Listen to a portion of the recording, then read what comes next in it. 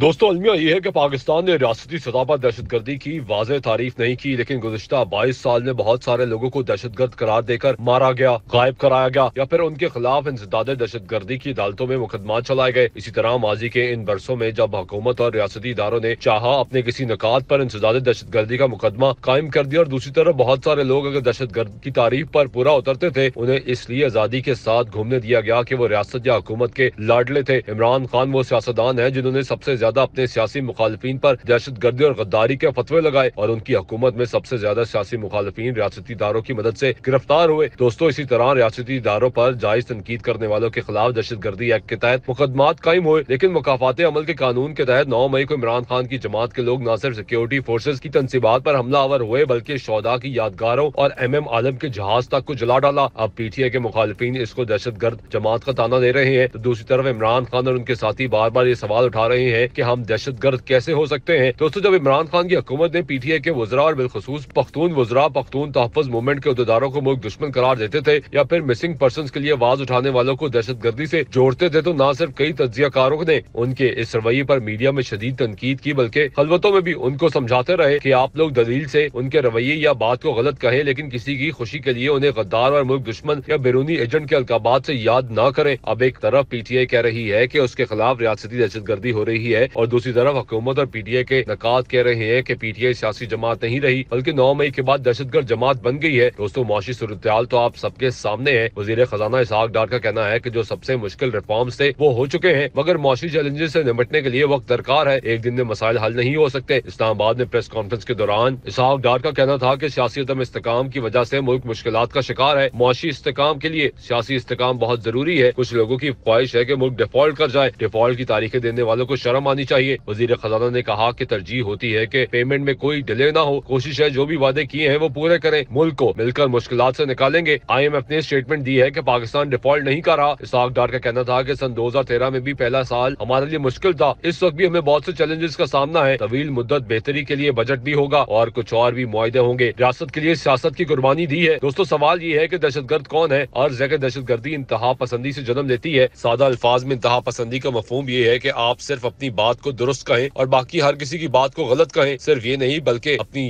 बात या नजरिए में किसी गलती के इम्कान को तस्लीम ना करें और मुखालिफ बात या नजरिए में सदाकत के इम्कान को तस्लीम ना करें। यानी सिर्फ अपनी पार्टी, अपने लीडर, अपने नजरिए को दुरुस्त और बाकियों को मुकम्मल तौर पर बातिल समझना और इसमें किसी शक के इम्कान को तस्लीम ना करना इंतहा पसंदी है। अब इस हवाले से देखा जाए तो इमरान खान ने PTI को एक इंतहा पसंद जमात बना दिया था। दोस्तों इमरान खान सिर्फ अपने आप को फरिश्ता और बाकी सब लीडरों को चोर, डाकू और मुनाफिक कहते रहे। इसी तरह उनके पैरोकार भी अपने लीडर के यहाँ किसी गलती के इम्कान को तस्लीम करने पर तैयार नहीं और किसी और मुखालिफ लीडर के यहाँ किसी खूबी की मौजूदगी को तस्लीम नहीं करते, बल्कि इमरान खान मुखालिफ सियासी जमातें और सियासी लीडरों को सियासी लीडर तस्लीम करने को भी तैयार नहीं। दोस्तों अपनी हुकूमत में भी वो ये कहते रहे कि मैं इन चोरों के साथ नहीं बैठूंगा और न कभी उनके साथ बैठे, जबकि हुकूमत से निकलने के बाद भी कहते रहे कि मुखालिफ सियासी लीडर चोर है और चोरों से मेरी बात नहीं हो सकती। यानी दोस्तों अपने सियासी नजरियात और मकासद को तशद्दुद, ताकत, ख्वाह वो अवामी हो या बंदूक के जरिए या फिर मुतशद्दाना इकदामात से हासिल करने का नाम दहशतगर्दी है। सादा तरीन अल्फाज में हम यूं कह सकते हैं कि सिर्फ अपनी बात, अपने नजरिए, अपनी पार्टी और अपने मसलक को ही दुरुस्त समझना और बाकी सबको गलत समझना इंतहा पसंदी है, और फिर किसी भी ताकत के जरिए अपने नजरिए को मुसल्लत करवाना दहशतगर्दी है। बज़ाहिर तो TTP का मकसद भी इंतहाई नेक यानी इस्लामी निजाम का नफाज है। दोस्तों बलूचिस्तान के लोगों के शिकवे भी जायज है और बज़ाहिर बलोच अस्करियत पसंद अगर अपना हक मांगते हैं तो इस हद तक उनकी बात भी दुरुस्त है, लेकिन हमारी रियासत उन्हें दहशतगर्द इसलिए कहती है कि वो ताकत के बल पर इस्लाम नाफिज करना और फिर बलूचिस्तान के हकूक हासिल करना चाहते हैं। अब जहाँ तक PTI का ताल्लुक है तो ये हर कोई जानता है कि इमरान खान सिर्फ अपने आप को हक बजानिब समझते हैं और बाकी सियासी जमातों को सियासी जमातें तस्लीम करने को तैयार नहीं। उन्होंने 2014 में भी धरनों के जरिए अपना सियासी मकसद हासिल करने की कोशिश की, फिर लॉकडाउन के जरिए इस्लामाबाद पर हमलावर होने की कोशिश की। इक़्तिदार में आने के बाद मुखालिफिन को जेलों में डालकर और कवानीन का खौफ दिलाकर उन्होंने अपने नकादों को दबाने की कोशिश की। इक़्तिदार से महरूमी के बाद भी वो अदालती या पार्लिमानी तरीके की बजाय अवामी ताकत से हुकूमत और रियासती इदारों को खौफजदा करके अपना सियासी मकासद हासिल करना चाहते थे। दोस्तों आपको याद होगा इमरान खान ने पुलिस अफसरान को भी धमकियां दी और जजेस को भी अपने साथ हजूम लाकर अदालतों को भी खौफजदा करने की कोशिश करते रहे, जबकि 9 मई को उन्होंने अपने पैरोकारों के जरिए मुल्क भर में फौजी तंसीबात और शोहदा की यादगारों को निशाना बनाकर अपना सियासी मकसद हासिल करने की कोशिश की। गोया प्रोपेगेंडा करके सिर्फ आप अपने आप को हक और बाकी सबको बातिल कहना या फिर अवामी ताकत के जरिए मुखालिफिन को खौफ में मुब्तला करके अपनी बात मनवाना उनका बुनियादी फलसफा है। अब आप ही फैसला करेंगे PTI दहशतगर्द तंजीम है या सियासी। दोस्तों दोस्तों हमें उम्मीद है आपको हमारी वीडियो पसंद आई होगी। अगर वीडियो पसंद आए तो इसे लाइक कीजिएगा और अपने दोस्तों के साथ इसे व्हाट्सएप ग्रुप पे जरूर शेयर कर दीजिएगा। और अगर आप हमारे चैनल पे नए हैं और अभी तक इसे सब्सक्राइब नहीं किया तो आपसे गुजारिश है कि इसे सब्सक्राइब कर लें और साथ में दिए गए घंटी के बटन पे भी लाजमी प्रेस कर दें ताकि आपको आइंदा आने वाली वीडियोस की भी बर वक्त आगाही मौसूल हो सके। मिलते हैं एक नई वीडियो के साथ। रब रखा।